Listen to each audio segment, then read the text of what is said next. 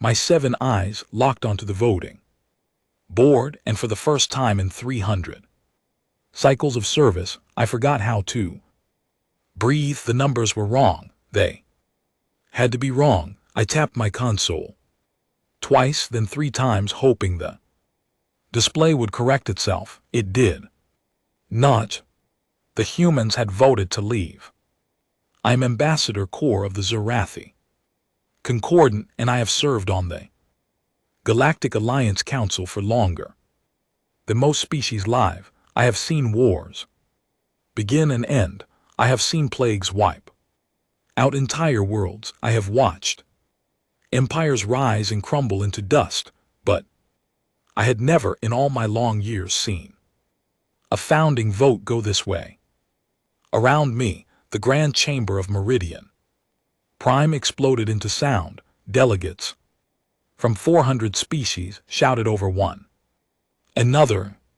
The Kryllian ambassador slammed his fist onto his desk so hard the surface cracked. The Glamarian representative let out a high, keening wail that made my ears ache. Even the ancient Vorth, who had not spoken aloud in the chamber for over a century, turned their silver heads toward the human delegation. And there she stood, Deanna Whitmore, the human ambassador, calm as still water. She did not smile, she did not frown. She simply waited for the noise to die down, which took nearly 10 minutes.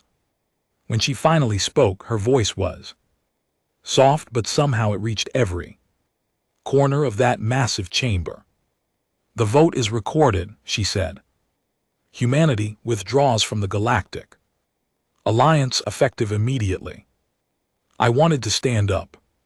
I wanted to shout something, anything to stop this, but my legs would not move because somewhere deep in the back of my mind, a small voice was whispering that I had seen this coming, that we all had seen it coming, and we had done nothing.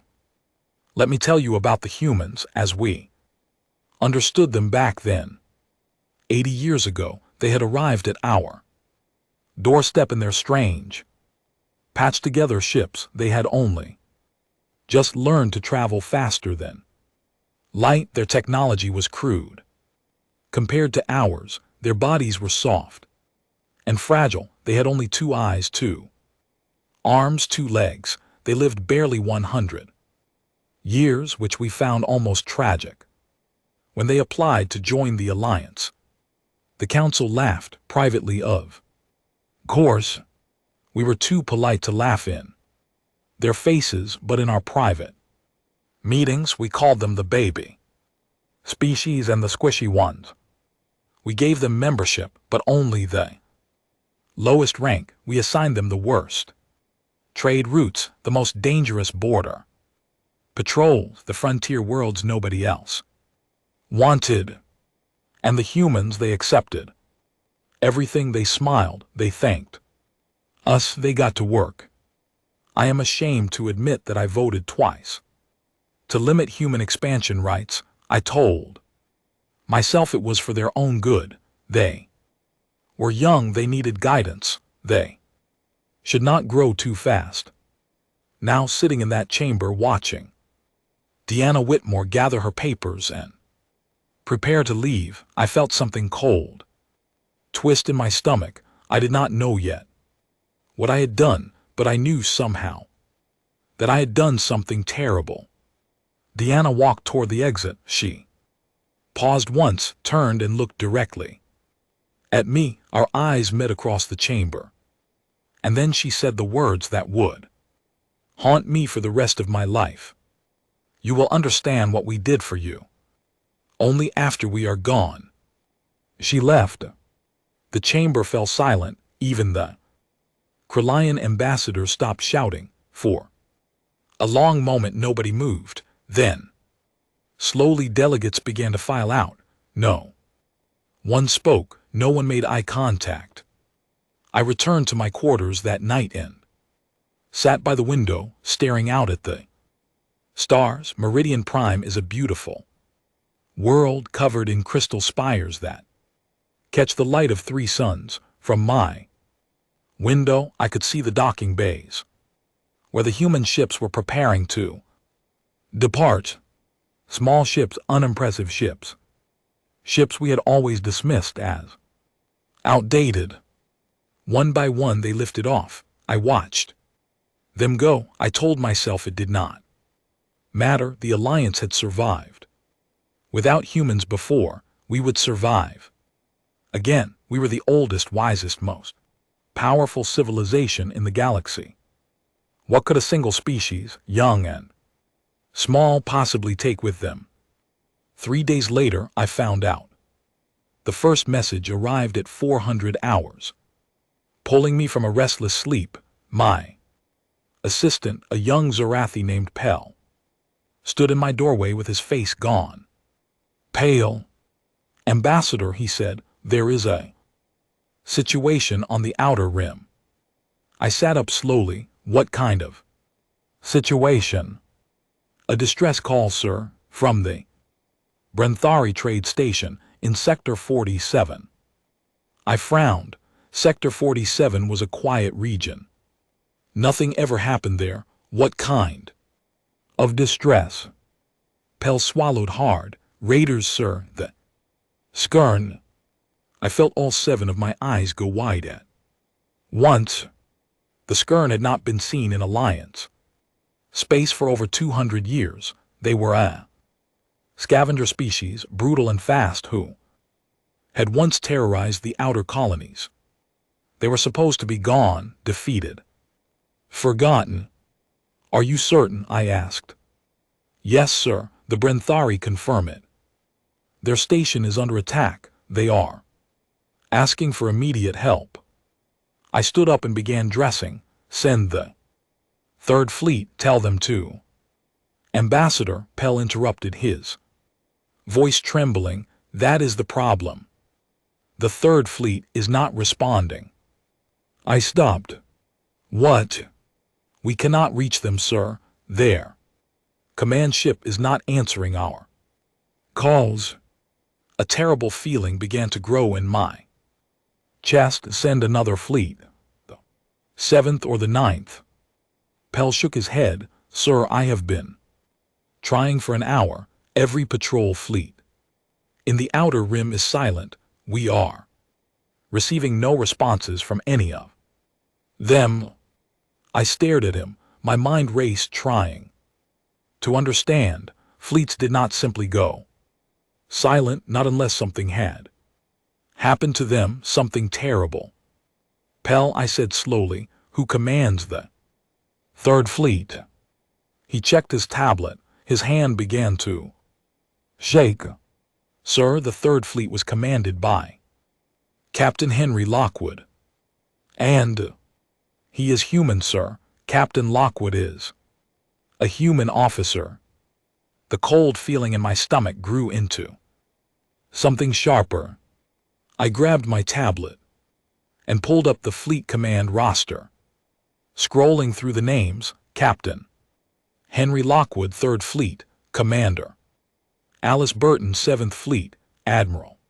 George Redfield, 9th Fleet. Human. My breath caught in my throat. I scrolled further, deeper, through every fleet assignment in the outer rim, every patrol commander, every watch officer, every security chief. Humans, almost all humans. I had not known, none of us had known. Because humans never bragged, they never demanded recognition. And GT snorts.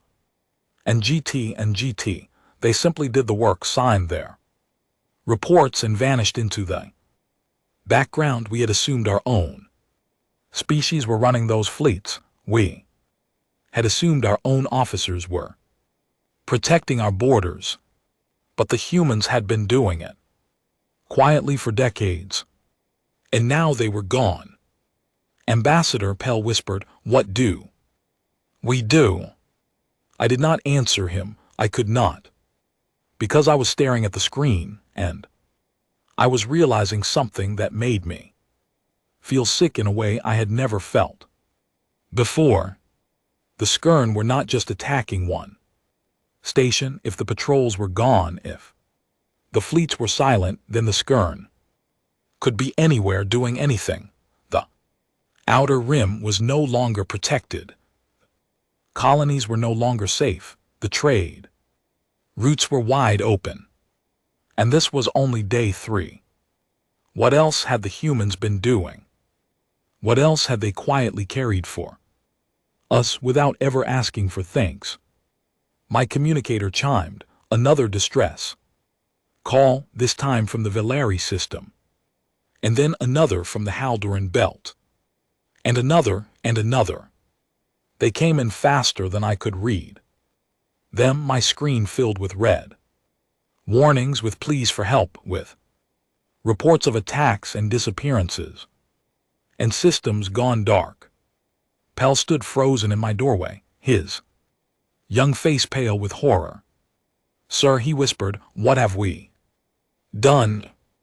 I did not know how to answer him, but I knew deep in my bones that this was only the beginning.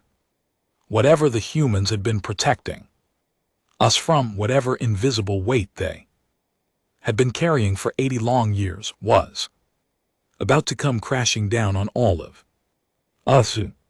And we had pushed them away.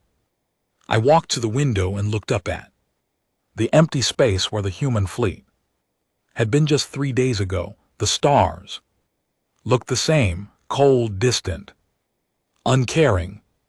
But now, for the first time in 300 cycles of service, I was afraid of them. The distress calls did not stop. They multiplied. By the end of the first week after humanity's departure, my office had received over 4,000 emergency transmissions from across Alliance space.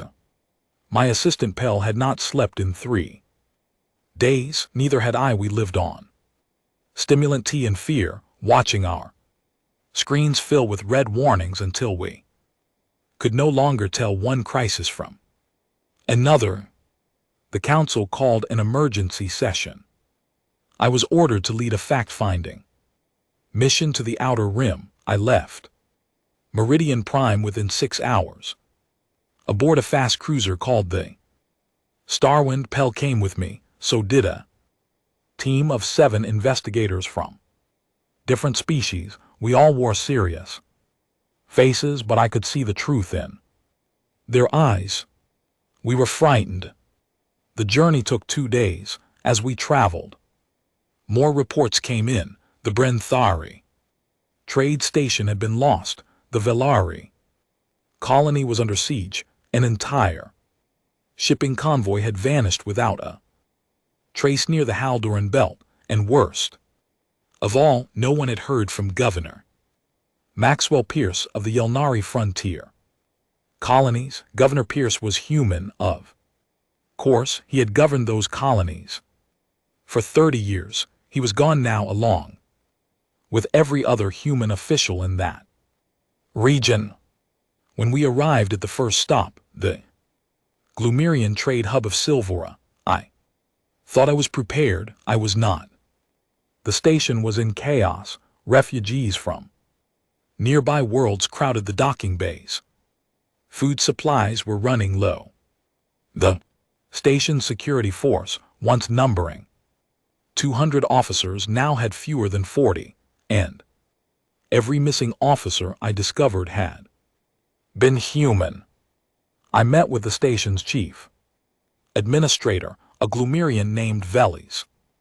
He was an older member of his species, with silver fur and tired eyes. When I sat down across from him in his office, he did something I did not expect. He began to cry. "Ambassador Kor," he whispered, his voice breaking, "they are gone. They are all gone." "The humans?" I asked gently. He nodded. "Every single one. They packed up quietly and left on the same day. No goodbyes, no announcements, just gone." "How many were stationed here?" I asked.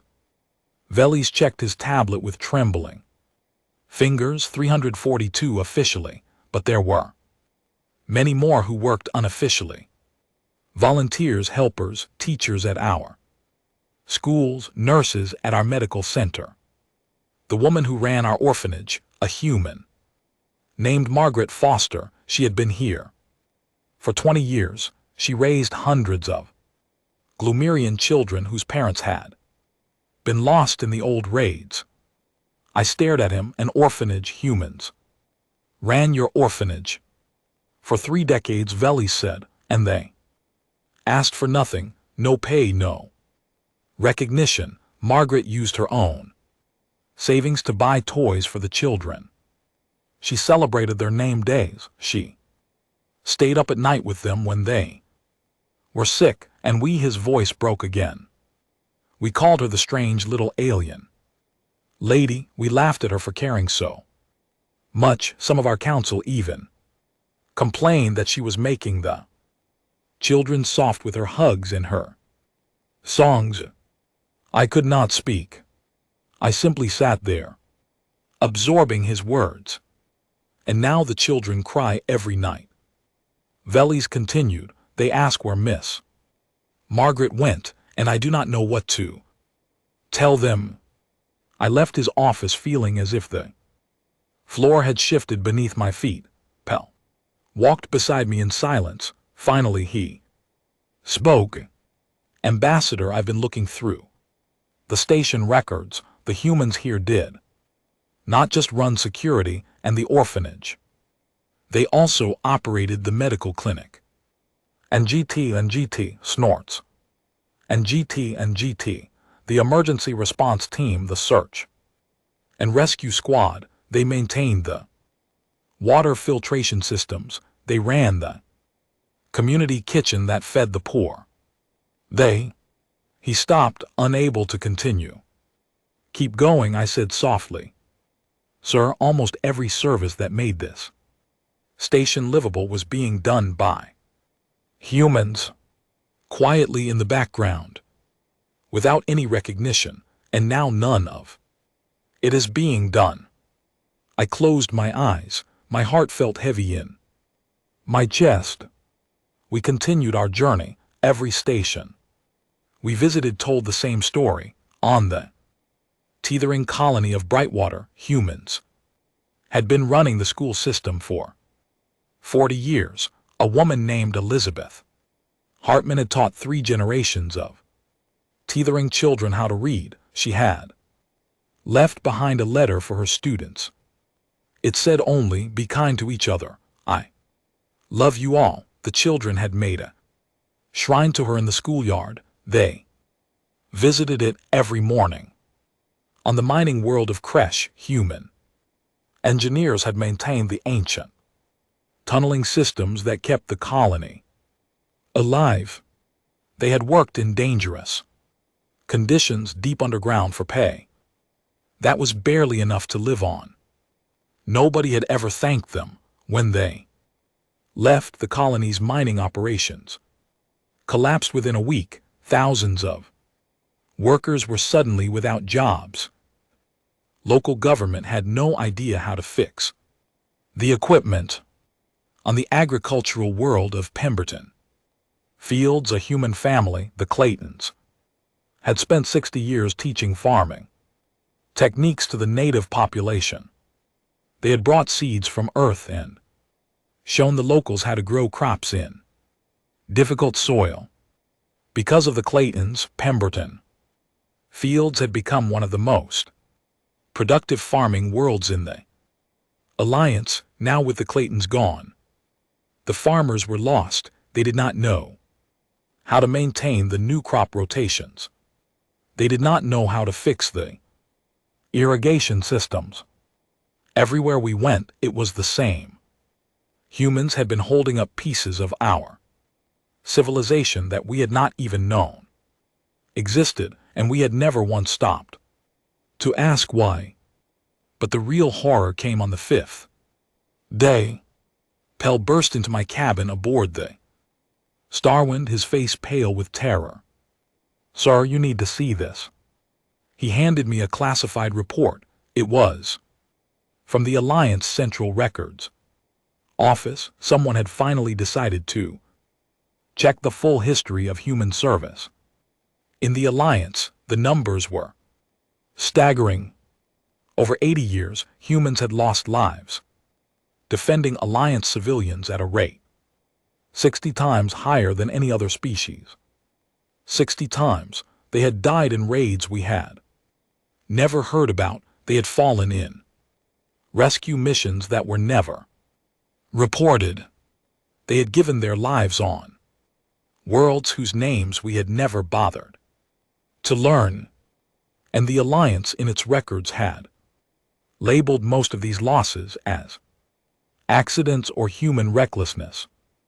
We had blamed the humans for being too brave, for caring too much, for throwing themselves into danger when wiser species would have stood back. I read the report 3 times, then I set it down and stared at the wall for a very long time. Ambassador Pell asked quietly, "Are you all right?" "No," I said, "I'm not all right." I stood up and walked to the window. We were passing through an empty stretch of space. The stars looked lonely out there, scattered thinly across the black. "Pell," I said, "when we get back to Meridian Prime, I need you to do something for me." "Anything, sir." "I want every record we have on human service in the Alliance, every report, every casualty list, every mission log, every complaint ever filed against a human. I want to see all of it." "Yes, sir." "May I ask why?" I turned to face him. "Because I think we have done something terrible, Pell. Something we may not be able to undo." We returned to Meridian Prime a day later. The city had changed in our absence. Crowds gathered in the plazas. News screens blared with reports of chaos across the galaxy. The Krellian embassy had been stormed by protesters, though I did not know what the Krellians had to do with anything. People needed someone to blame, and they were lashing out in every direction. I went straight to my office. Pell had prepared the records I had requested.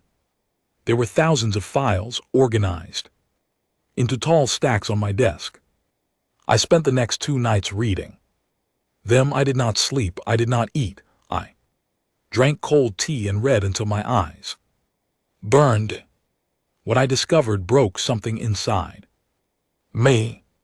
The humans had done everything, not just the obvious things, not just security and teaching and farming. They had done the 1,000 small things that nobody else wanted to do. They had cleaned up toxic spills on worlds with poisoned atmospheres. They had volunteered for plague response teams when diseases broke out on isolated colonies.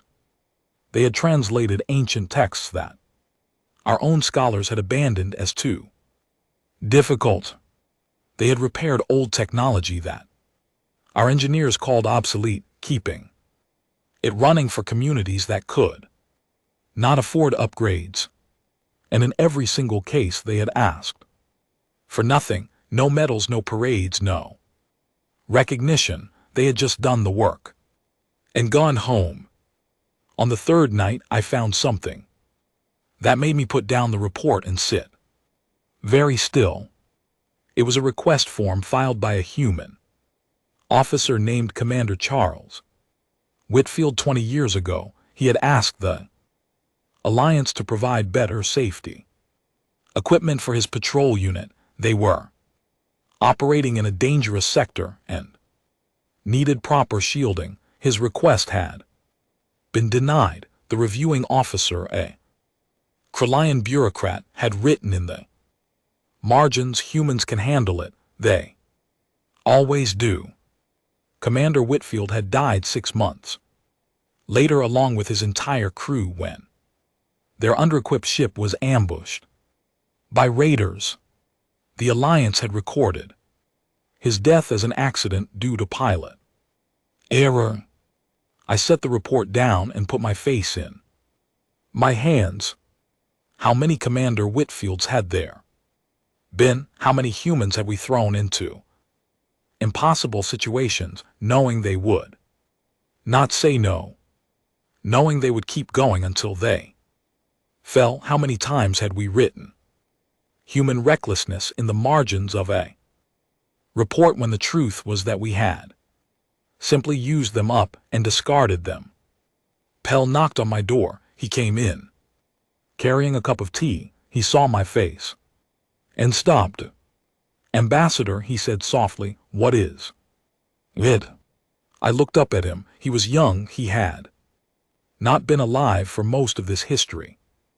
Whatever guilt I carried, he did not share it, but he was going to inherit the consequences of it just as every other young person in the Alliance would. "Pell," I said, "sit down." He sat across from me.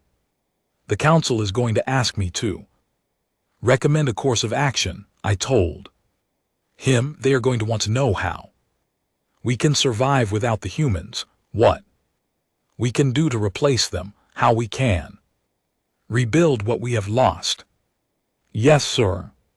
I am going to tell them the truth, which is that we cannot replace them. We cannot rebuild what we have lost, not quickly, not easily. We have been walking on a bridge that humans were holding up for us, and now that bridge is collapsing beneath us."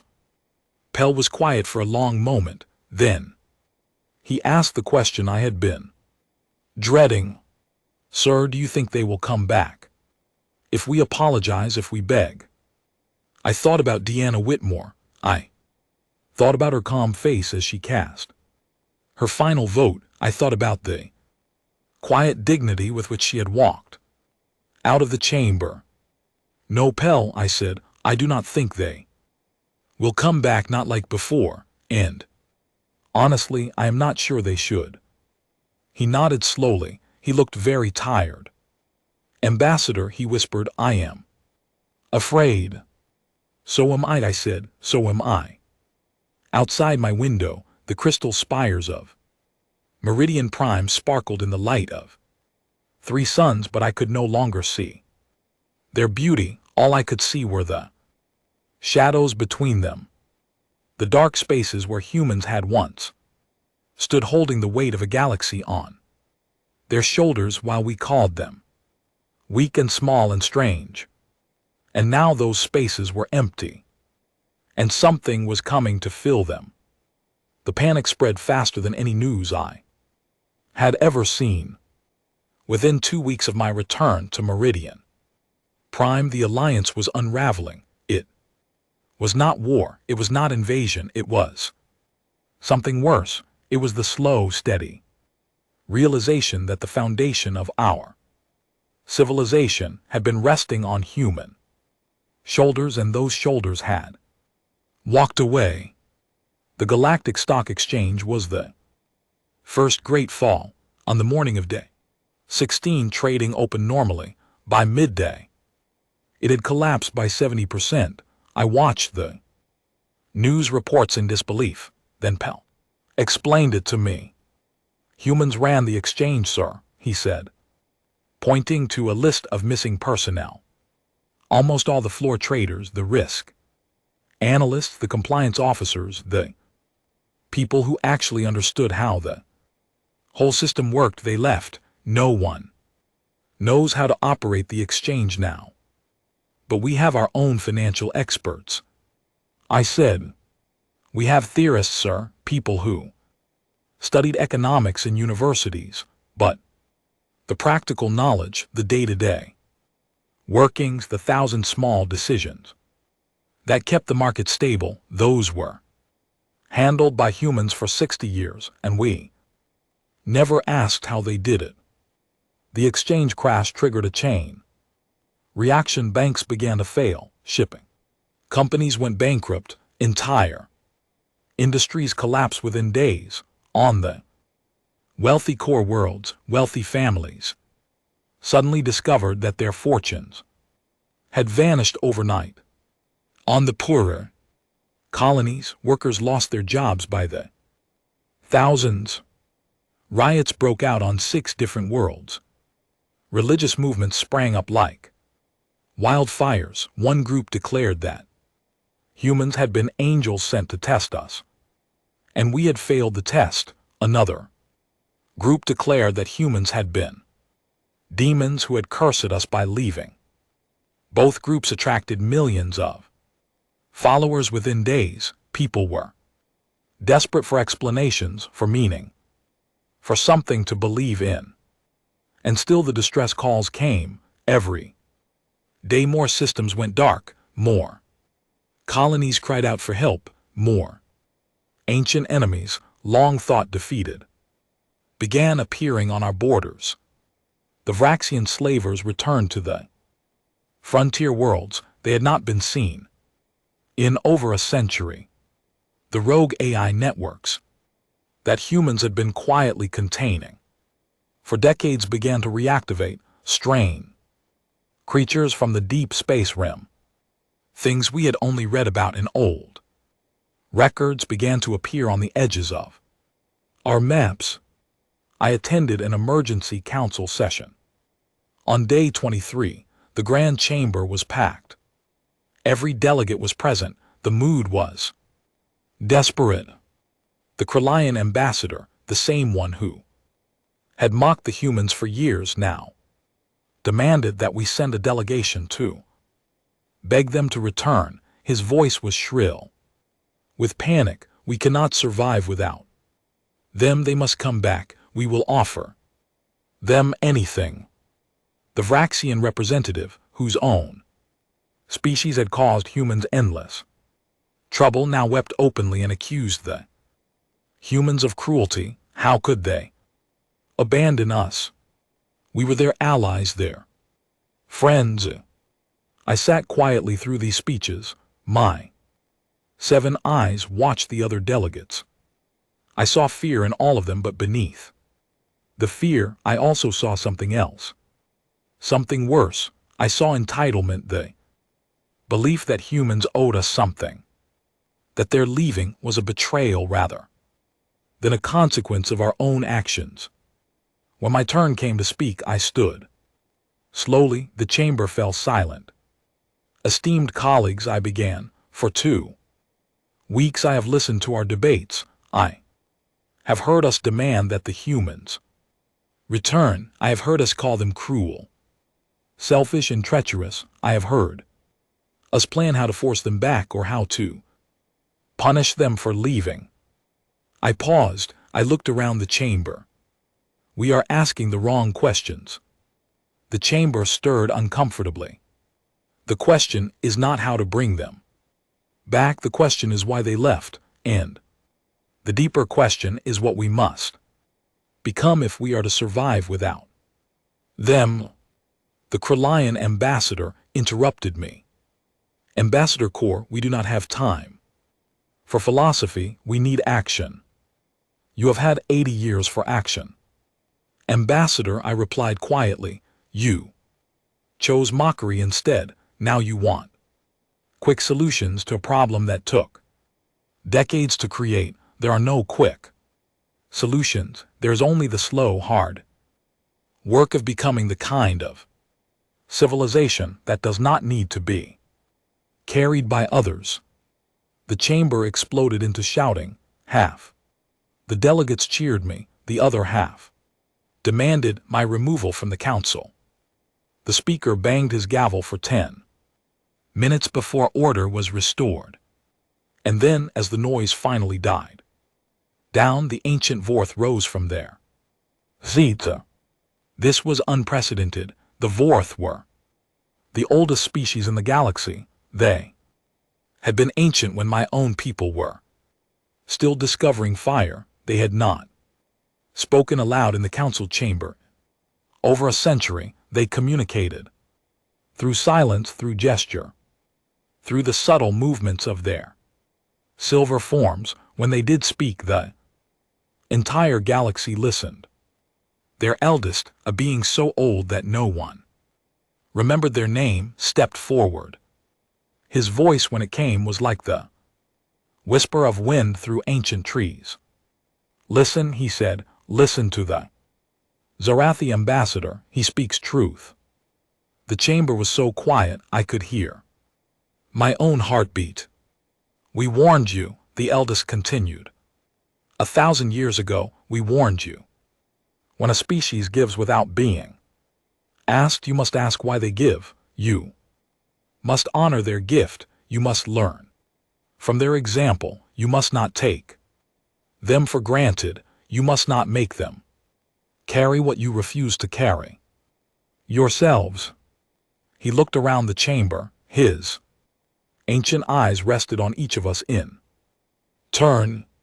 You did not listen. You treated the humans as servant, as tools, as background features of your civilization. You laughed at their caring. You mocked their sacrifice. And now they are gone, and you are afraid.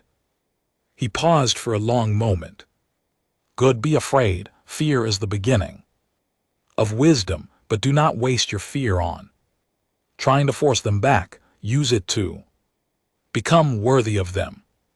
Only then will any human ever look at you again with respect. The eldest sat down. The silence that followed was the deepest I had ever heard. After the session, I returned to my office. A message was waiting for me. It was encrypted with a human security protocol I had never seen before. It took Pell an hour to decode it. The message was short. It was from Diana Whitmore. Ambassador Corps, meet me. Neutral ground coordinates attached. Come alone. I stared at the message for a long time. Then I began preparing for the journey. The coordinates led to a small, nameless moon in the outer rim. It was an empty place far from any trade routes, with nothing on it but rocks and dust. I traveled there on a fast civilian shuttle alone except for a single pilot. I did not tell the council. I did not tell anyone except Pell, who cried when I said goodbye. Sir, he whispered, what if something happens to you? Then you will continue my work, Pell. You will remember what I have told you. You will help our people learn. Promise me. I promise, Ambassador. The journey took 3 days. When I arrived at the moon, I expected to find Diana waiting in a small shelter, perhaps with a few guards. What I found instead made my 7 eyes widen in disbelief. The space around the moon was filled with ships. Not small ships, not unimpressive ships, not the patched-together vessels we had always dismissed. These were warships, hundreds of them. Thousands, battle cruisers longer than mountains, carriers the size of small moons, strange sleek craft with unknown weapon systems. The entire human fleet, which we had always considered small and outdated, was assembled here in numbers that made my breath catch in my throat. And these ships were different from anything the humans had ever shown us. They were bigger, more advanced, more powerful than anything in the Alliance arsenal. My shuttle pilot whispered, Ambassador, what is this? I did not answer. I could not, because I was finally understanding something that should have been obvious all along. The humans had never shown us their true strength. For 80 years they had flown their oldest, smallest ships in Alliance space. They had hidden their real capabilities behind modest appearances. They had let us mock them. They had let us underestimate them. They had accepted the worst assignments and the lowest pay, all while possessing a fleet that could have crushed the entire Alliance without breaking a sweat. They were not weak. They had never been weak. They had been restraining themselves, holding back, playing small. So snorts. that we would not feel threatened, so that we could keep believing we were the greatest civilization in the galaxy. My shuttle received landing instructions and descended to the moon's surface. Diana Whitmore was waiting for me beside a small building. She was alone. She wore simple clothes, not the formal robes of an ambassador. Her dark hair was pulled back from her face. She smiled when she saw me. It was a tired smile, but a kind one. "Ambassador Kor," she said, "thank you for coming."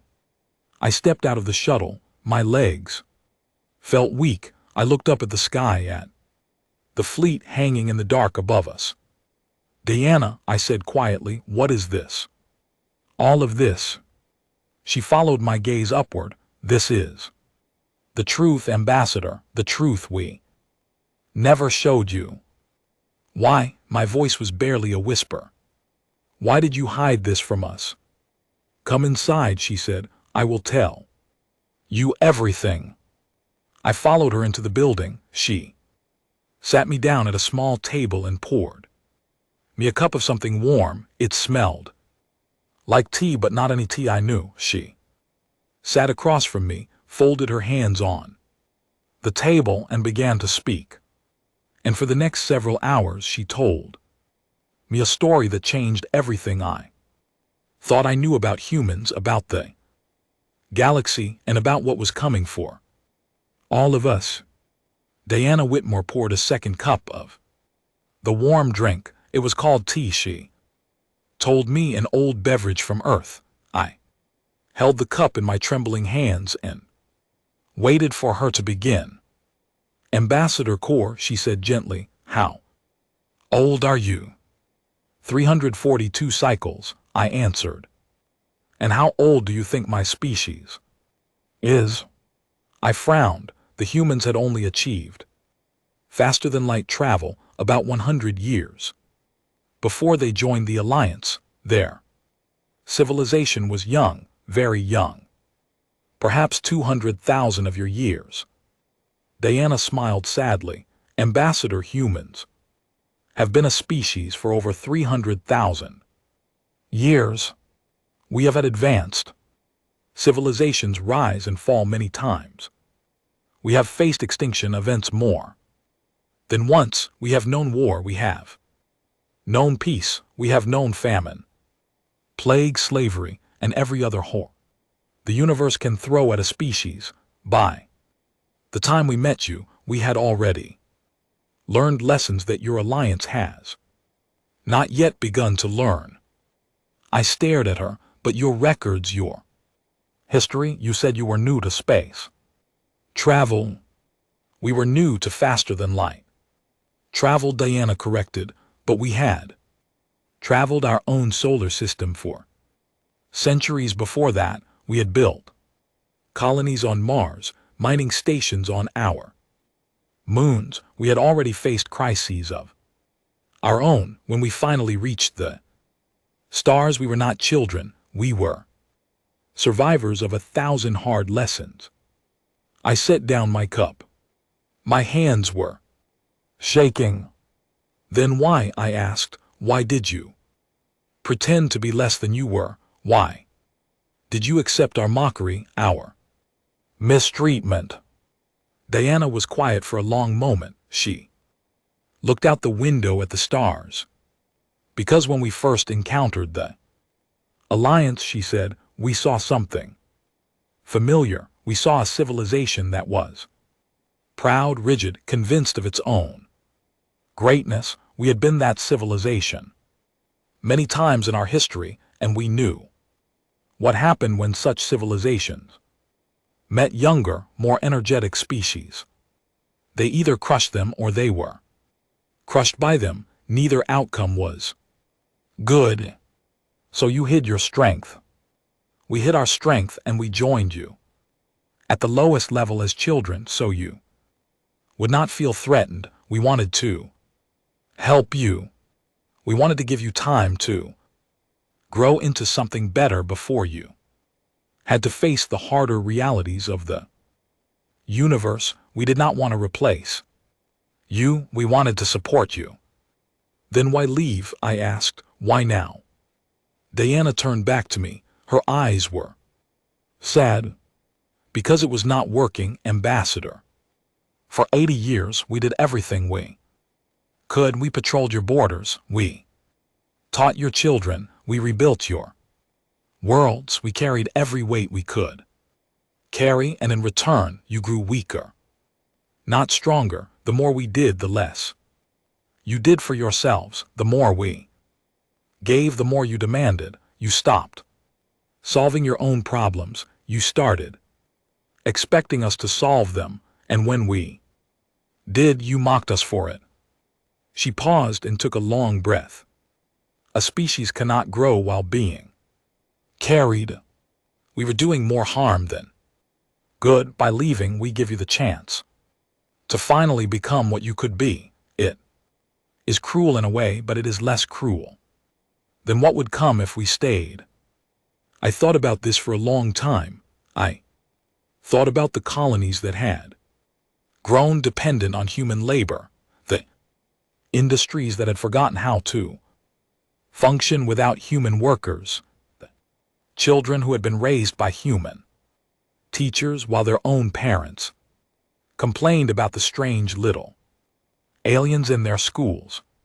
She was right. We had become weak, and the more humans did for us, the weaker we had grown.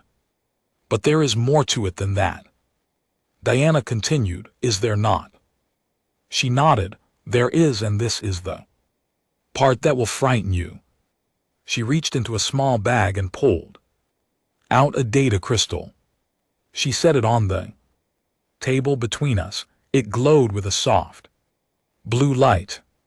30 years ago, she said, a human exploration fleet ventured far beyond the galactic rim. They were mapping the dark spaces between galaxies.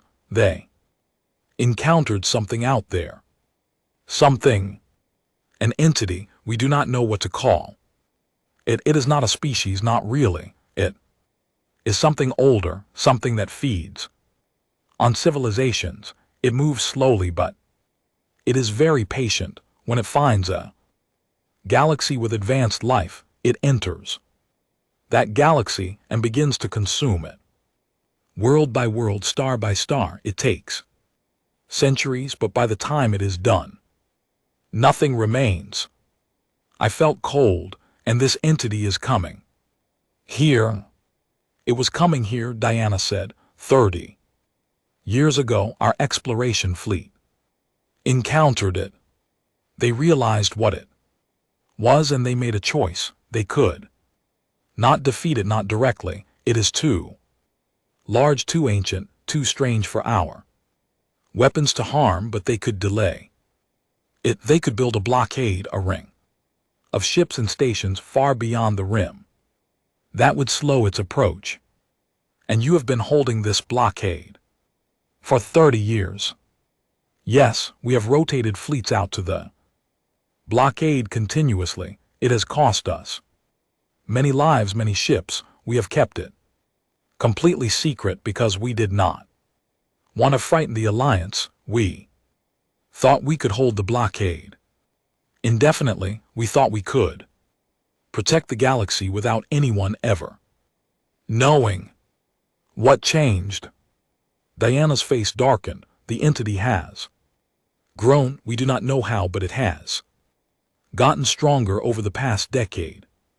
Our blockade is no longer sufficient. We would need to double our fleet commitment just to maintain it, and we cannot do that while also serving in the Alliance. I understood finally. That is why you left. That is why we left. We had to make a choice, continue serving the Alliance, and watch our blockade fail, or pull back our forces to the blockade and leave the Alliance to face its other problems alone. We chose the second path because the entity, if it breaks through, will be so much worse than anything else in the galaxy. How long? I asked. My voice was bare. Whisper, how long until it reaches Alliance space. Our best estimates suggest 8 months. Perhaps less if the blockade fails. Entirely. I closed my eyes. 8 months. 8 months before something we could not imagine arrived at our borders, and they, humans, the only species who had ever faced it, had pulled back to fight it. Alone. Why are you telling me this? I asked. If the Alliance knew we would panic, we would demand your return. Diana smiled. It was a thin, tired smile. Because the Alliance cannot face this threat as it currently is, you need to change, you need to grow, you need to become something more than you have been. If we simply came back and fought this thing for you, we would die doing it, and you would learn nothing. You would still be the same arrogant, dependent civilization you were before, and the next threat would destroy you. She leaned forward. Her eyes were intense. But there is another option. Humanity will not rejoin the Alliance, not as we were, but we are willing to work with species that prove themselves, species that learn, species that step up, species that stop expecting others to carry them. She tapped the data crystal on the table. This crystal contains everything we know about the entity, our tactics, our weapons designs, our failures, our successes, everything. Take it back to Meridian Prime. Show it to your council. Tell them the truth. If they listen, if they are willing to change, then we will work with them. If they do not, then we will hold the blockade as long as we can, and may your ancestors watch over you. I picked up the crystal. It was warm in my hand. Why me? I asked. Why not send this to the entire council? Because you listened, Ambassador Diana said. You listened when the Vorth elders spoke. You listened when you visited the colonies. You listened to the children crying for their human teachers. You have been listening for weeks now, and you are one of the few delegates who has understood what you were hearing. She stood up. Our meeting was ending. Ambassador Core, she said, I want you to understand one thing. We do not hate you. We do not blame you. We know that change is hard, and we know that species, like individuals, can be slow to learn. We still care about the Alliance. We still want you to survive. But we can no longer do the work for you. The choice is yours now. I stood up as well. My legs felt unsteady. Diana, I said, is there hope, real hope? Can we actually face this thing? She considered my question for a long moment. Yes, she said finally, there is hope. But hope is not a guarantee. It is a possibility. It depends on what you choose to do in the next 8 months. Choose wisely, Ambassador. Choose quickly, and most importantly, choose together. She walked me back to my shuttle. As I was about to board, she stopped me with a hand on my arm. One more thing, Ambassador. Yes. The humans who served in the Alliance for 80 years, the teachers, the soldiers, the doctors, the governors, they did not hate your people. They loved them. They loved the Glumerian children they taught. They loved the Teethern farmers they helped. They loved the Zarathi engineers they worked alongside. When we left, many of us cried. We did not want to go, but we believed it was necessary. I looked at her. Margaret Foster, the woman who ran the orphanage on Solvara. She really loved those children. Diana smiled. It was the first real smile I had seen from her since the council vote. Ambassador, Margaret Foster is my aunt.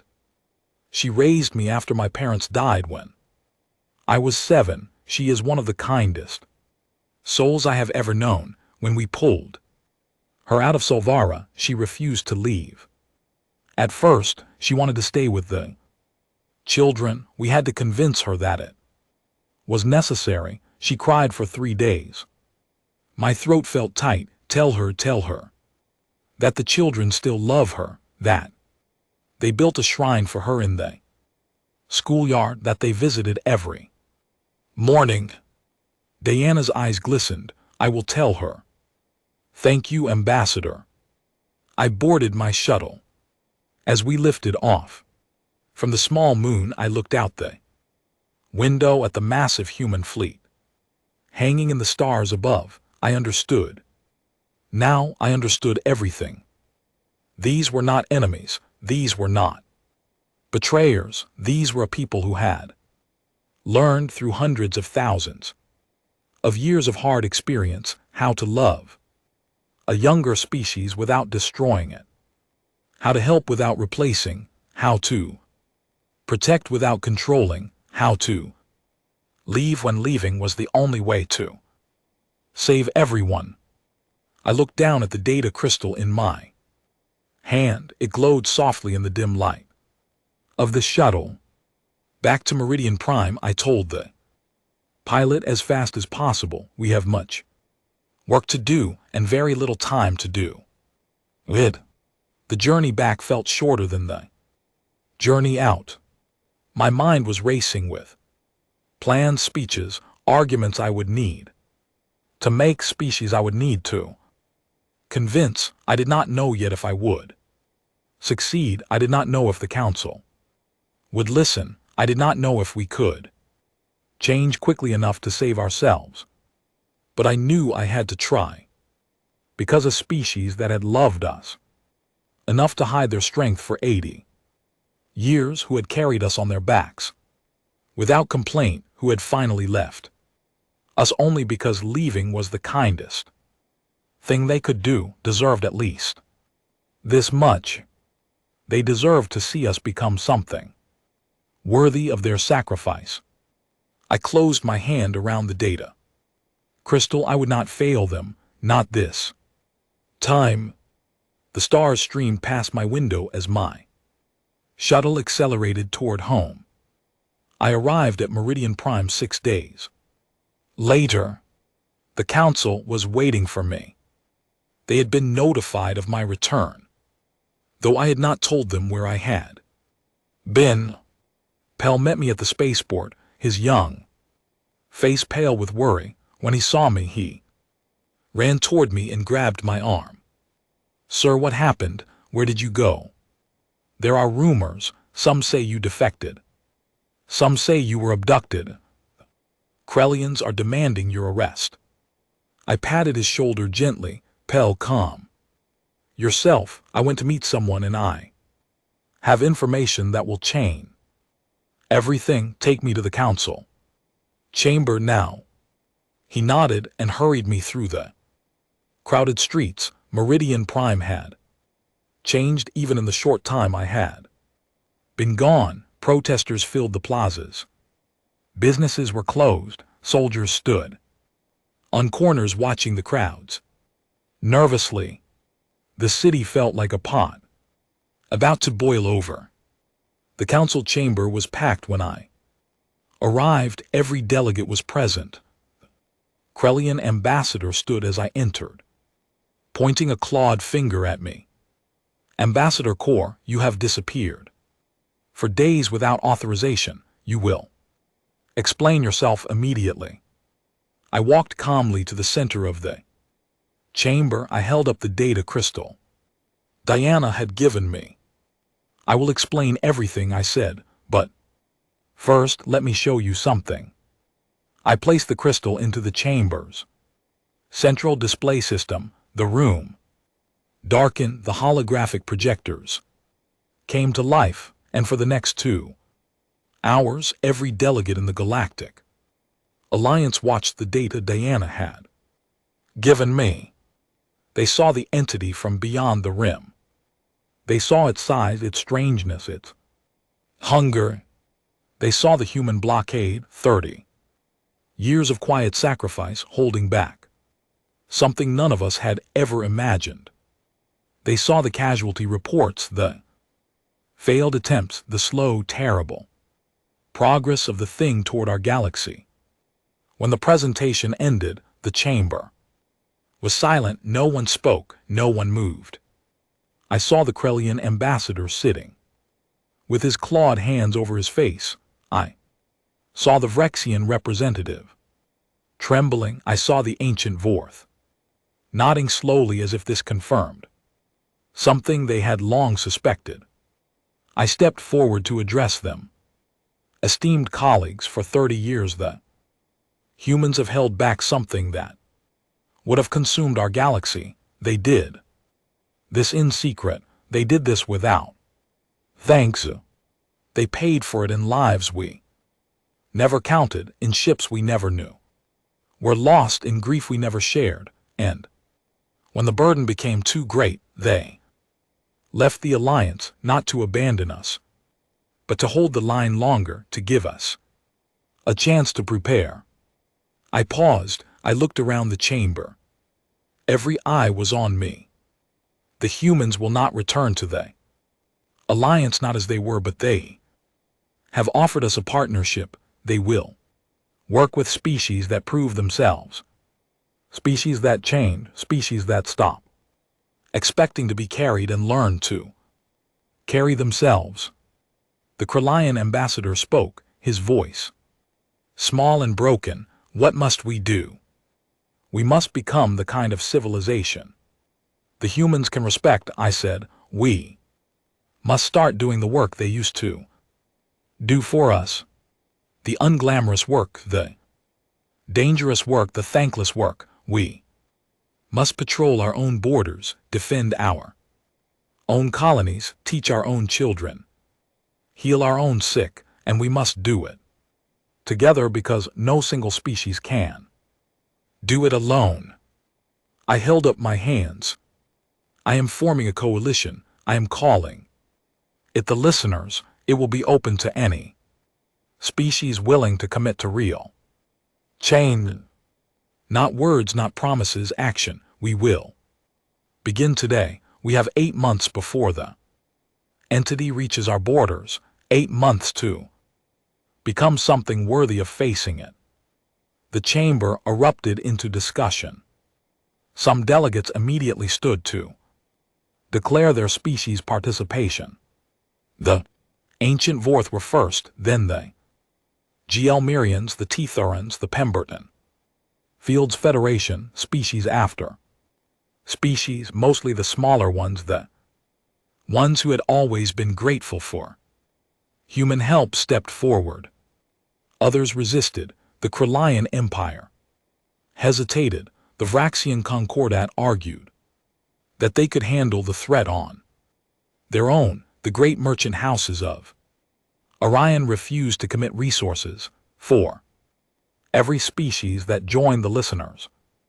Another held back, clinging to the old ways. It did not matter. We had enough. We began the work. The first months were harder than anything I had ever experienced. My own people, the Zarathi, had to learn how to maintain systems we had always outsourced. Our engineers, long accustomed to easy work, suddenly found themselves crawling through ancient machinery, trying to figure out how humans had kept it running. Our medical staff had to rush to rural colonies where human doctors had once served. Our soldiers, who had spent generations guarding comfortable core worlds, now had to patrol dangerous frontier routes. We failed constantly. In the first 2 months we lost 6 ships to raiders. We lost 3 colonies to plague outbreaks because our medical response was too slow. We lost thousands of lives to accidents, mistakes, and poor decisions. But we also learned, slowly, painfully. We learned that the humans had not been lucky or magical. They had simply worked hard, shown up every day, and cared about the outcomes. And we found that we could do this too. It was harder than we had expected. It was less glorious. But it was possible. By month 4, the listeners had grown. More species joined us as word spread of our progress. We established a joint command structure. We rebuilt the patrol networks. We trained new emergency response teams. Our casualty rates began to drop. Our colonies began to stabilize.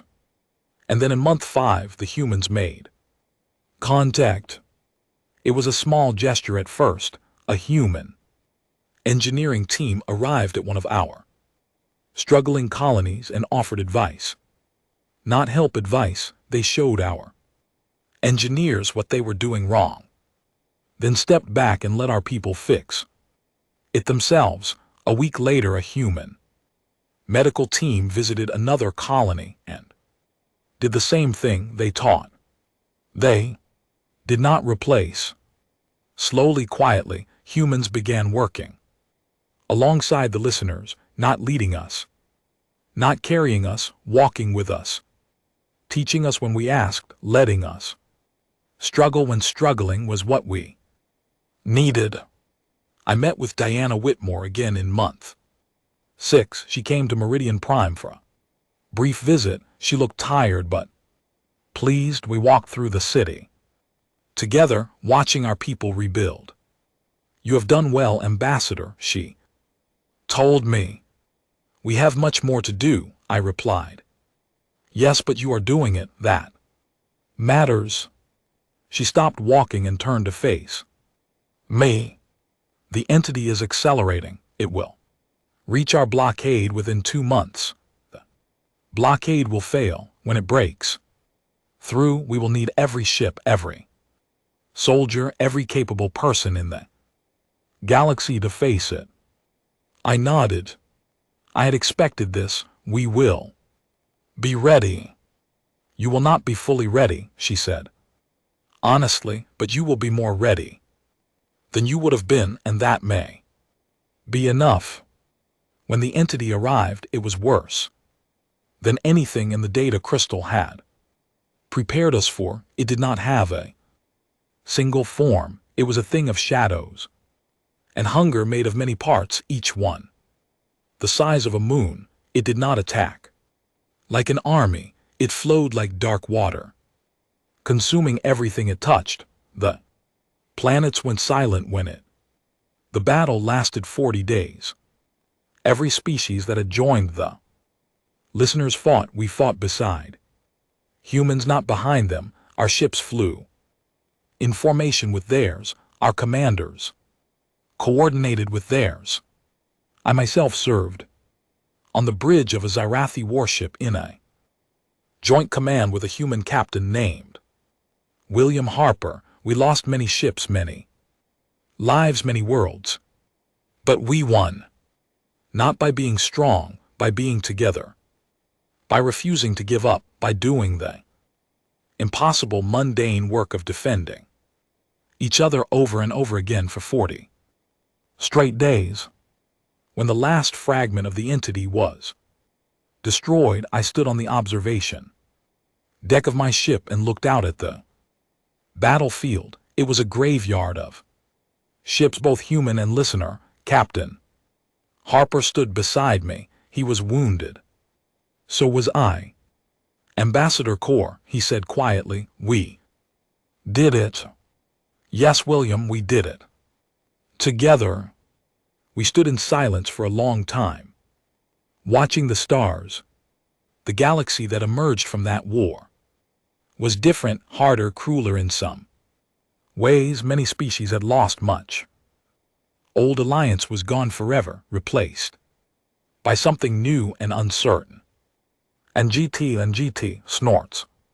And GT, the listeners had become the core of a new association, one built on shared work and mutual respect rather than hierarchy and pride. Humanity did not rejoin us formally, but they walked beside us. They were partners now, equals, not saviors, not servant, friend in the deepest sense of that word. I am old now, even by Zarathi standards. I have retired from active service. I spend my days writing. I am putting down this story so that future generations will know what happened, so they will understand what we lost and what we gained and what it cost us to become who we are. Pel is grown now. He has his own children. He leads the Zarathi delegation to the new association, and he does it well. Sometimes he visits me in my quiet home. On the coast of my home world, we talk about the old days, about the mistakes we made, about Diana Whitmore and Margaret Foster and William Harper and all the others. Margaret Foster, by the way, returned to Silvara a year after the war. She visited the shrine the children had built for her. She hugged the grown orphans who still remembered her songs. She wept with them. Then she went back to Earth. She's still alive, I am told. She is very old now, but happy. Diana Whitmore visited me once a few cycles ago. She sat in my garden and drank tea with me, real tea. This time from Earth, we talked for hours about the future. Ambassador Kaur, she said at one point, do you ever regret what happened? The years of pain, the struggle. I thought about her question for a long time. I looked at my garden, at the flowers that grew there, at the distant stars visible in the evening sky. No, I said finally, I regret what came before. I regret the 80 years of taking you for granted. I regret the mockery, the dismissal, the way we used your people without ever seeing them. But what came after, what we became through that struggle, I cannot regret. Because we are better now, truly better. Not because we are more powerful, but because we have learned to see each other, to work together, to do the quiet hard work of keeping a civilization alive. Diana smiled. Margaret always said that the children on Silvara were the sweetest she had ever known. She used to tell me stories about them. They miss her still. I know she misses them too. We sat in silence as the sun set. Stars came out one by one. They looked different to me than they had in my youth. They were no longer simply beautiful. They were a responsibility, a shared task, a home we all had to work to maintain. I am writing this now because I want the young people to understand, the children who were not born yet when humans left the Alliance, the ones who grew up in the new association, who do not remember the old arrogance. I want them to know a civilization is not held up by its laws, its treaties, its great leaders. It is held up by the quiet hands of the people who do the small necessary work every day, the teachers who come in early, the doctors who stay late, the engineers who fix what is broken before anyone notices it was broken, the neighbors who check on the sick, the strangers who stop to help. For 80 years, humans did this work for us. And we did not see them, we did not thank them, we mocked them for caring so much. And then they left in the stars, panicked, and we learned the hardest lesson of our long history. If you are reading this and your civilization has people who quietly carry its weight, find them, thank them, learn from them, work beside them, do not take them for granted, do not assume they will always be there. Because if they leave, you may find that you were never as strong as you thought, that your greatness was resting on shoulders you never looked at, that your pride was just a story you told yourself, while others were writing the real history in their daily sacrifices. I am Ambassador Kaur of the Zalathi Concordat. I have served on the Galactic Alliance Council. I have witnessed the greatest crisis in galactic history. I have seen my people humbled and then rebuilt. I have fought beside humans and I have wept beside them. I have been wrong and I have been forgiven, and I have tried to become worthy of that forgiveness. This is my story. This is our story. Remember it. The stars are still above us. They are still beautiful, but they are no longer simply ours. They belong to everyone who does the work of keeping them lit. May you do your part. May you see the quiet ones. May you honor the givers. And may you never ever learn this lesson the hard way as we did.